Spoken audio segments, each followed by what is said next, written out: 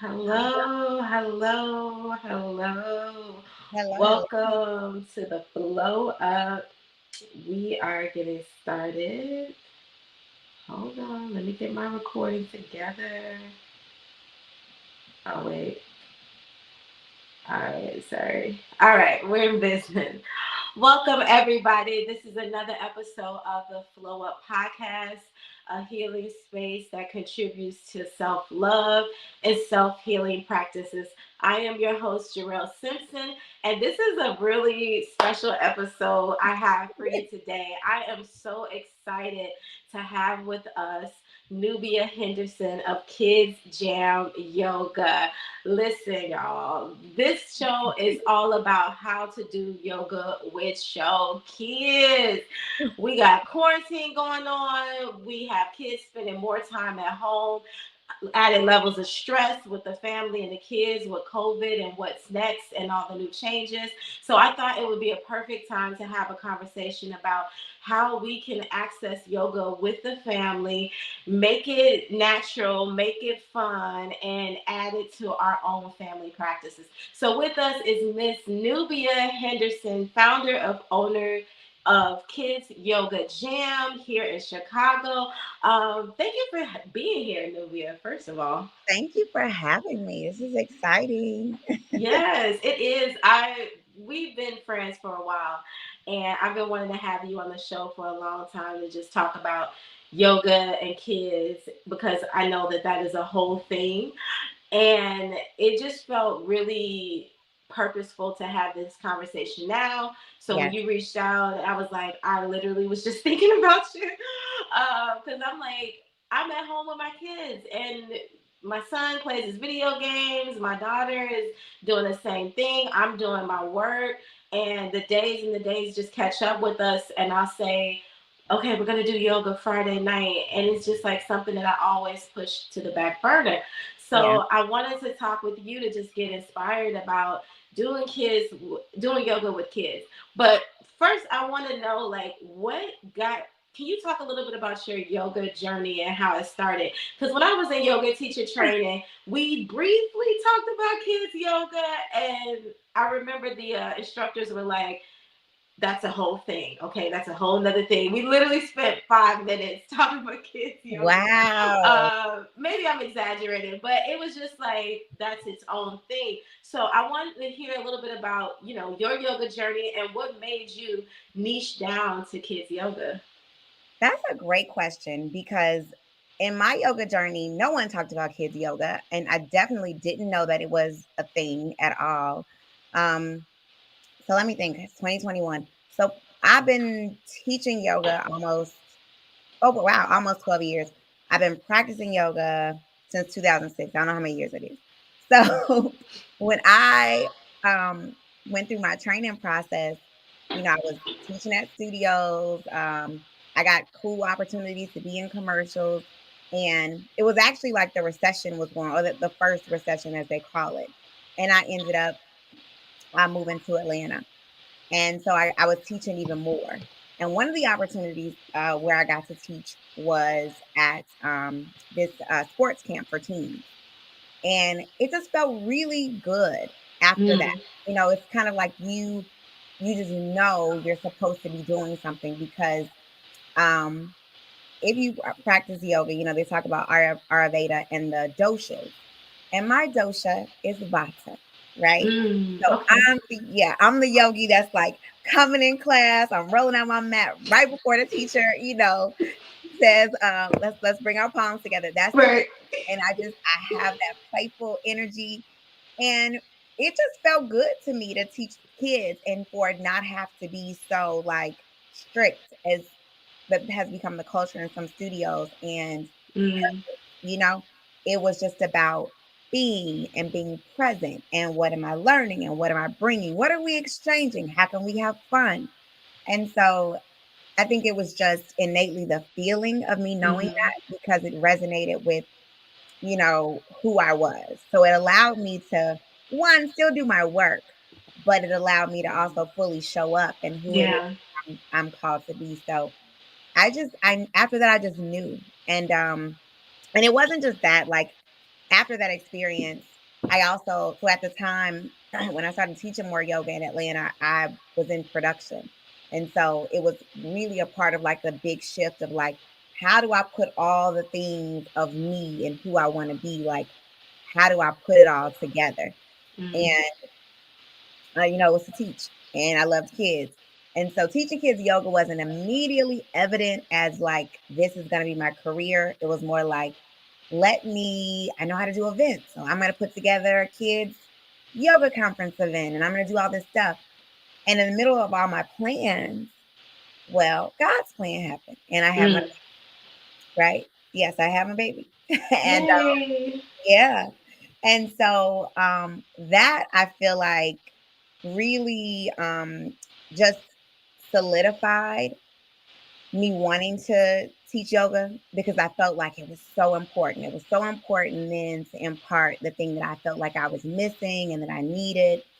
Um, so that's really kind of what got me into teaching kids yoga. And then I would say once I started, I realized, oh, okay, my work is really beginning. And this is my path because there's something truly for me to learn as I'm, raising my daughter, but also as I'm teaching children and interacting with them and figuring out how to be patient, practice Yes. non-judgment. Like we Mm. have faces because whether it's little people and they do surprising things or as teenagers and they do, things that are different than how we were brought up, it put me in a place of non-judgment. So yeah, that's I love that. I love how you talk about just your experience and how the comfort and the feeling that was enough for you to know that this is where you're supposed to be. Like, how beautiful is it to just follow your feeling of intuition? We try to yes. do that so much. I was looking at a clip and it was Kiki Palmer talking about, listen, I don't know Love what I'm doing. Kiki. She was like, she is a gem. She's a Love whole vibe. But she was like, I don't know what I'm doing. She was like, I make decisions as I go and I follow how I feel, what makes me feel good and where I should be now. I check in with myself and I say, why am I doing this? And I just follow brick by brick. And I was yes, like, that is so beautiful. That's what when you I just like that. described that, it reminded me of that. So thank you for sharing that. Thank you. Um, Imma hold on to that yeah, 'cause Imma be honest, sometimes, it gets to be a lot, but I yeah, yeah, I appreciate you sharing that reminder because it's something that I've been working on lately just in terms of, like, mindset and being present and not going back over or second guessing. It's like, mm, what's present in this moment? So I really appreciate mm-hmm. Yay. Okay, so switching gears a little bit okay. into what kids yoga is. Can you talk about the major differences between kids yoga and yoga that you may see in a traditional adult class? Because a lot of times I see children doing full vinyasa sequences, and I'm like, is that the goal? Like, what should kids yoga look like? That's a great question, and I feel like and this is just my philosophy. There Mm-hmm. is not one way that it's gonna look, but it Mm. doesn't look like how we packaged it in the US for our standard yoga studios, Okay. Um, kids yoga, first and foremost, I would say is about play. Like what child doesn't like to play? And that play is really defined by that child and what they like, what their Mm. interests are, what their motivations are.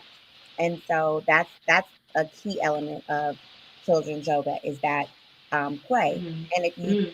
don't want to use the word play, that seems too, lofty. Let's go with curiosity, right? Mm. Everybody possesses a curiosity, and definitely children of all ages, like we have an innate curiosity about ourselves. So that's a big element of Mm-hmm. children's yoga. The other piece is, I would say, um, yeah, actually, no.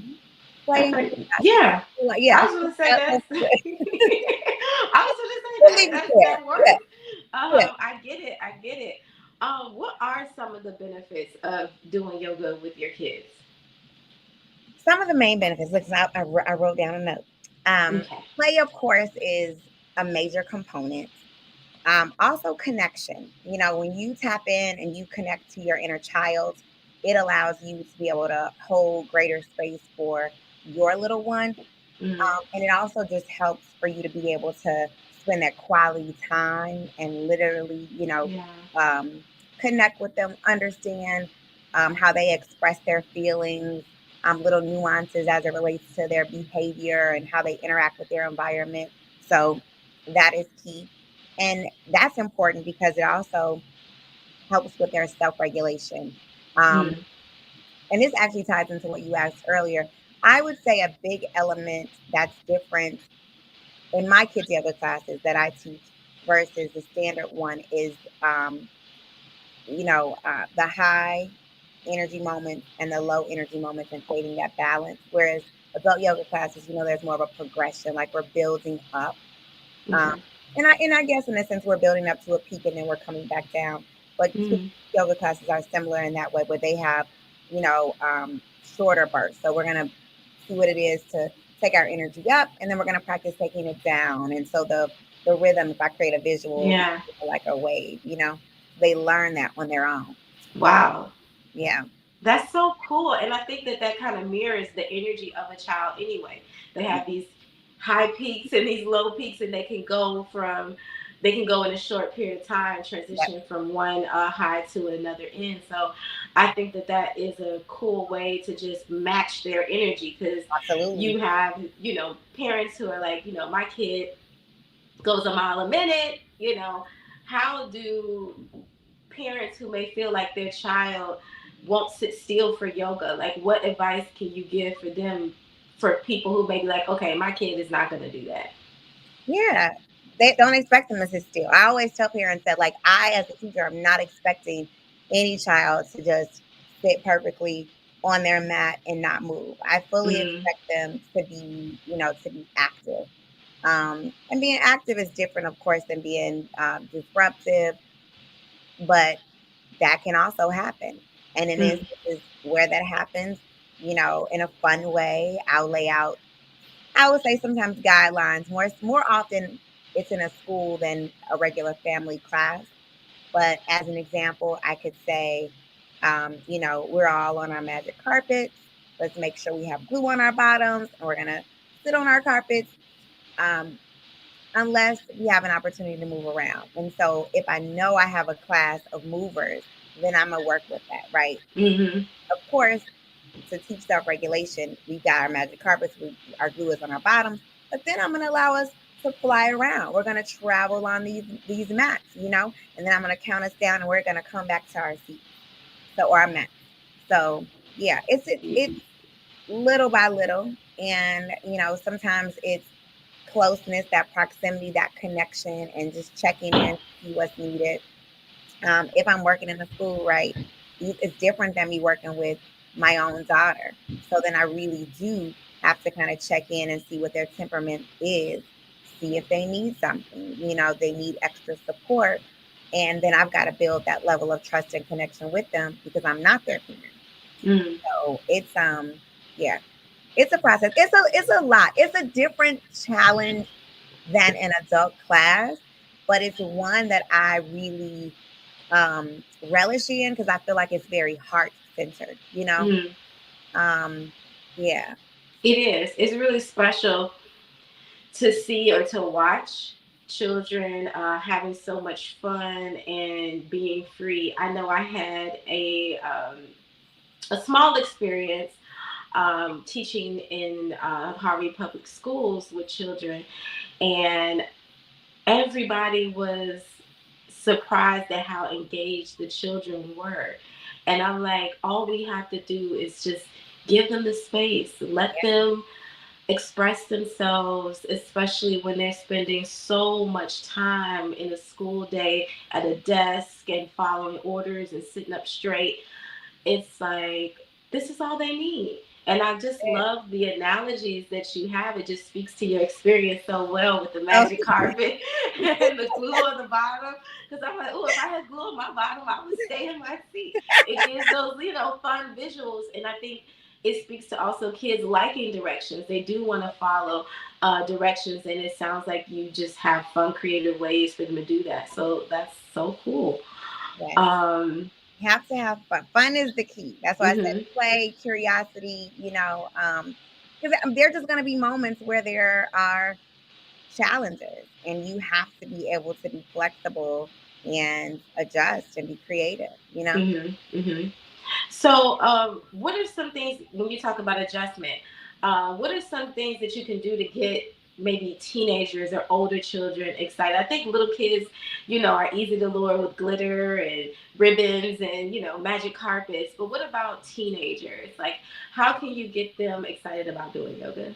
You must have been reading my mind because I literally was going to give an example. I had an opportunity on Monday, and the client requested a circle and a 30-minute yoga session, right? Okay. So I said, okay. And it was a really quick turnaround because usually I like to get more information so that I can know what to do, how to be prepared. And I spoke to the teachers. They were concerned. I'm like, we got this. It's cool.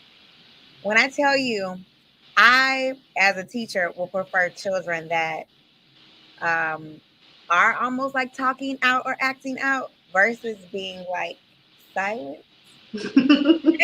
Like, okay, what are we doing here? So what I would say is, I always am gonna start with connection. I'm always gonna find out what's going on with them, give them the floor. But as a teacher, I learned a valuable lesson on Monday in that if they don't want to talk, then you just got to get moving. And they're either going to get with you or they're not. And when I say get moving, I'm still like, checking in with them. I had a whole fun sequence plan. Like we were going to do human carousels and all this. They were like, we don't want to touch.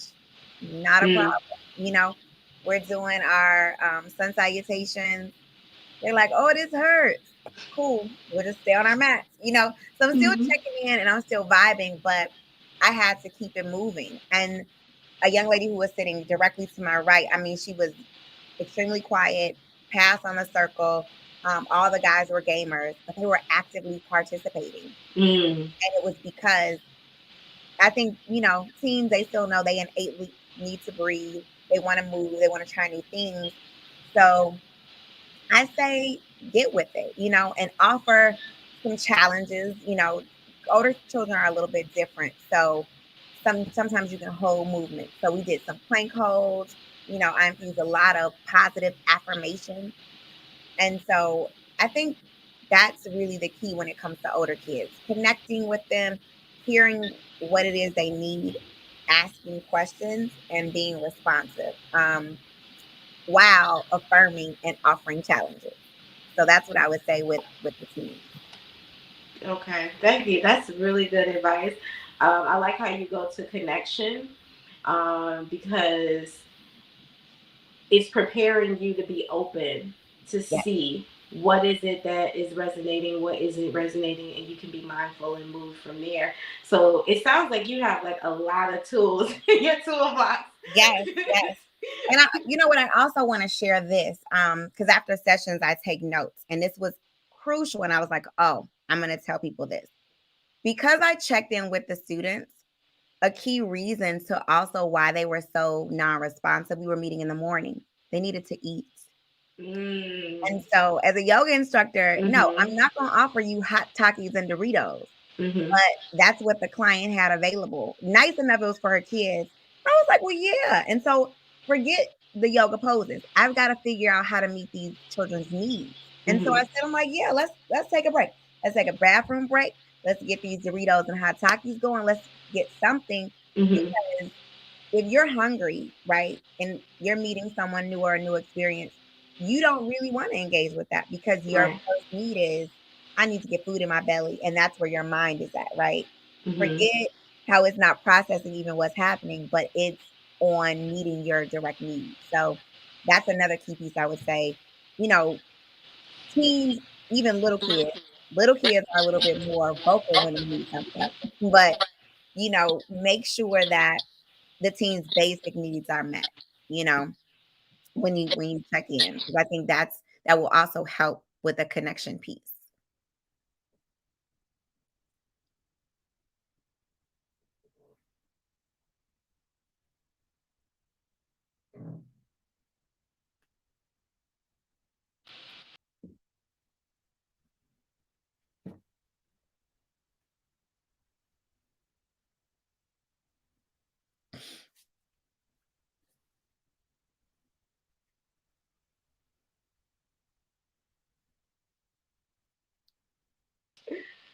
You held it down so well.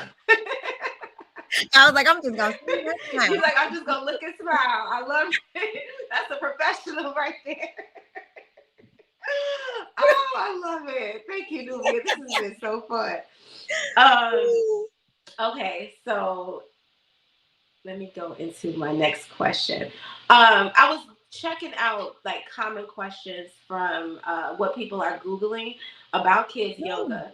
And okay. I found it wasn't a lot of questions. There were two major things. The first Okay. thing that I saw, which was how do you explain yoga to preschoolers? That was like a big Oh, question. And I don't know if you need to explain it. Like, I think you talked about the metaphors and creating different worlds for kids. But is there any other way that parents can explain it to their little ones? that is actually a really It's great 11 question o'clock. because I don't know. I'm sorry. That's my Mac keeping it. Yeah, no worries. I was like, what did I do? I don't know how to turn it off. Right. That's me No telling worries. my age. I don't know how to turn it off. Um, to preschoolers, I don't know that I have explained it, but actually, okay, this is because I'm like, do I explain it? I have, my song Yoga Time. I think it's more, Mm-hmm. yeah, with little kids, I feel like it's more you modeling it because to a preschooler, I'm definitely not explaining to them, yoga means yo, connecting mind and body. And I Right. may say that, but then I'm gonna say, hey, I'm gonna teach you this song. And it's, what time is it? It's yoga time. What time is it? It's yoga time. What time Yeah. is it? It's time to breathe and stretch and free our minds. So that's how I explain I it. love it. I Yeah. love it. I think it just in a fun, creative way. Songs seem to be really good with young children, things that Yeah. rhyme. That's Uh, everything. Yes. yeah, that's cool. That's cool. So as far as like administrators, I know a lot of mindfulness programs in schools are becoming more and more popular, and it seems like facilities want to have yoga classes and yoga sessions in their school and give it access to their students. What is some advice that you can give for administrators who are looking to add kids yoga to the curriculum? Let's see. I would say service the teachers first. I Hmm. would say service the teachers first because everybody, again, going back to like basic needs, like we're still in a pandemic and there are teachers that come from different generations, different backgrounds, different current family home environments.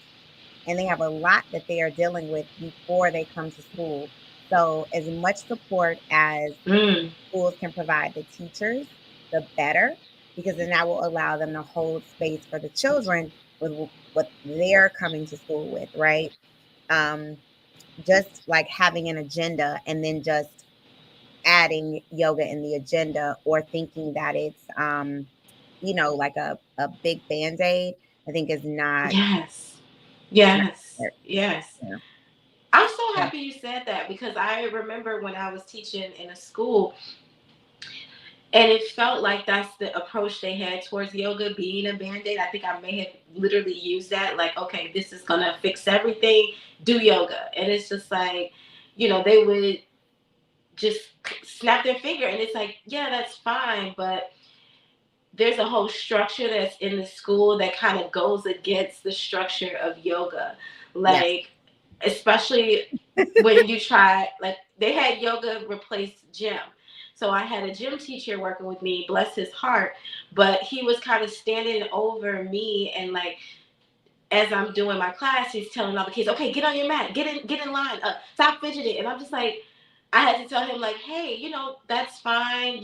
They're not gonna sit still; they're gonna wiggle as long as I still have their attention. Nobody is, Right. breaking the yoga." But it Exactly. was just like every 5 minutes, he's like, correcting these children that who are really not being that distracted. They're just sitting down. So I love how you just talk about, listen, this is not a band-aid. Like let it be what it is. Let it grow in its natural process. It's not something that's going to happen overnight.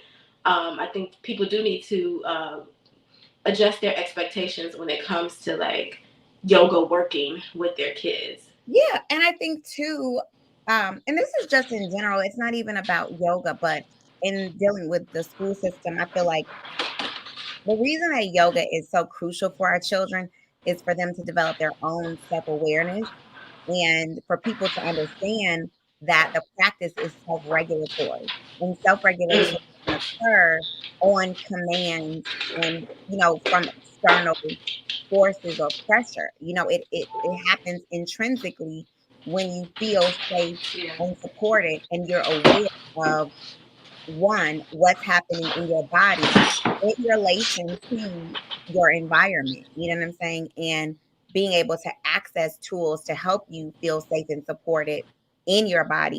If you're not, if your environment externally for whatever reason isn't safe, you can pull within your own internal resources how to do that. And yeah, I have been that teacher that has been like, okay, Johnny does okay, we off the map, but like it's like I can't help them help themselves if there's someone intervening who really just kind of needs to check in with themselves as well and take this as a break to not have to worry about 23 children. yeah, So yeah, yeah, definitely. it's And I love how you spoke just earlier too about prioritizing teachers and making sure that they're good first, because it is kind of like just how we mirror parenting as far as taking care of ourselves in order to be present and whole for our children. It's that same mindset yes. when it's a teacher student. So thank you for bringing light to that. Um, what resources can you share for folks that want to start doing yoga with their kids like today? Today. Well, of course I'm gonna refer them to me, of course, because I Yes. like Yeah, um, as you can see, she is the mother of yoga. I love it. I've learned so oh, thank much. you. Thank you. I would say if they want to start, I would say start with themselves. Like so I could give tons of other resources and books. I'm trying to like even think. Actually there's one that's called Mindful Moves, a new book that I think is really great. That's out. There's another book called Our Family is Doing Yoga. And these are by, some of our contemporaries. The other book is I Am Enough. That's by Grace Byers. That's a book of affirmations. And these books I'm recommending one because Mindful Moves specifically has tools for meditation, breathing, postures, gratitude. But I also don't want to give too many videos. Like if you're looking for something in terms of instruction on breath work, wonderful. But I will focus less on specifically doing postures and just more on setting the time aside and connection. My personal philosophy and it's what I infuse in the Kids Jam, right? So Kids Jam comes from uh my early business idea of working with children, right? Before I was just like, this is all the things and all me. And so the jam was really jumping and moving, right? And then the extra M is mindfully. And so kids jam was really kids jumping and moving mindfully. And then the double entendre with the jam, because kids are not gonna be still. And rhythm and rhyme is their thing. So it's really whatever your jam is, right? That's the Mm. exercise. It doesn't have to be a yoga pose. Your family's jam could be, we about to go outside and we about to play this basketball game, right? And that's our jam and that's our time. But really let it be your time. Oftentimes you will see me and Zahara dancing, and that is our jam, right? That's our thing. That's our time. That's important. The other yoga thing that we do that's our lifestyle is we do our 3 gratitudes before bed and we journal. Mm. That's it. The other thing that my mamoness that I've incorporated is saying my affirmations, but I also stop sometimes when I'm dealing with her and that is a process that, has to happen over time. But that's what the yoga starts to look like when you figure out and you practice your jam and like really being conscious about that time, working on that connection and being intentional with the space that you're sharing with your children. So it doesn't have to look like we're all Zen yogis and we're going to do this. Not what it's about, you know. And if that's your jam, because we are actually practicing yogis, then you do that. But Mm. if that's not your thing, because I know plenty of people who like to walk, go on a meditative walk with your child, connect with nature. All of this is yoga. Yoga is so many different limbs. Mm. The asanas are just one. And focusing on the asanas and all the branches and categories and brands. Like Kids Jam is my brand. Somebody else might be like, nope, not mine. So that's what I would say. I would say Mm. start being intentional with creating that connection. And if it's one yogic tool that I say, you know, uh, bring in, it's the breath piece. And Okay. that's my advice on how to get started. Start carving out the time and remember your breath, like come back to that moment and being present and work on that presence with your child. And that practice is going to continue to grow and continue to evolve. I love that. I love that so much. Starting with you, starting where you are right now, what it is that your family likes to do together, and being intentional about holding that space. Like you said, that time is important. And I thought that that was so beautiful to share because our kids want to feel special and they want to feel like they hold a special part in our day. They do.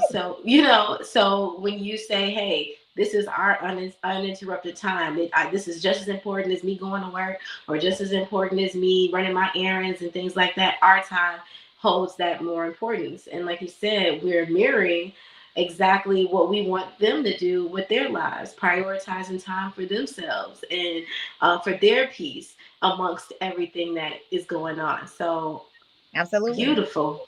Yes. Very, very, very beautiful. Yeah. Well, is there anything else you want to share? You have dropped so many gems. I am so excited to go through this episode and pull them out and highlight them because you've definitely got me to think about some things, especially as far as being intentional with my family. You think as a yoga instructor that we be doing yoga, I be doing yoga with my kids all the time, but in all transparency, it's just not the case. I want to do more, and so that is one of my goals for next year. Yeah. And thank you for just sharing your wisdom because it's given me some things to think about, and I hope that it's done the same for our flow of listeners. Yeah. Is there anything you?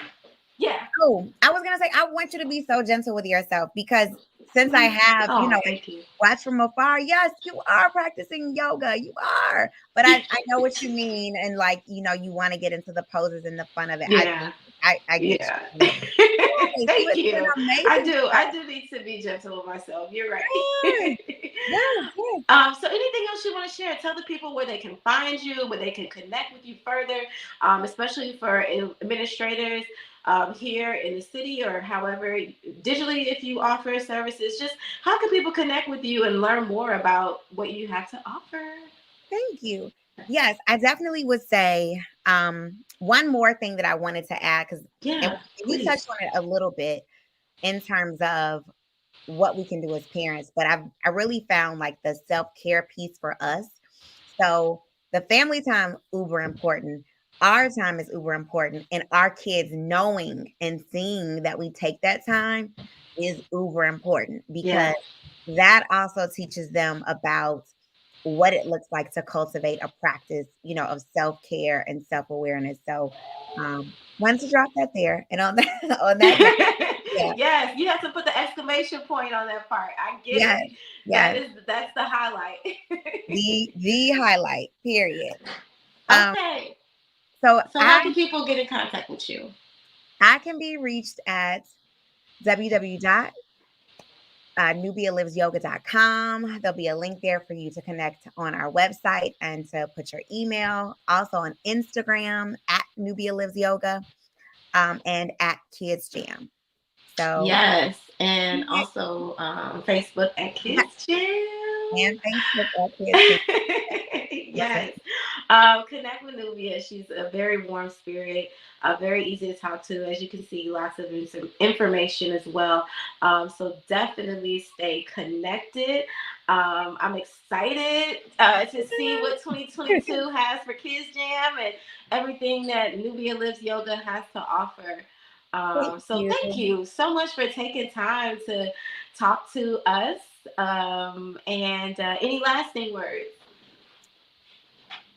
I would say self-love. Self-love is the key to community. That's how Mm, I usually end every class. hmm. And I'm so proud of that, right? Because as a teacher, sometimes you're trying to find your voice. Mm. I know that's part of my mission is to impart self-love to children, to mamas, to papas, to everybody, and just remember that that is the key to you connecting to yourself and your community. So those are my Yes. words. What a beautiful way to end this conversation. Thank you again, Nubia, so much. Thank And I hope you have a happy new year, happy holiday you. for you and your beautiful family. Thank you. Same to you. This was a great experience. Thank you. All right. Let me, and you can stick around for one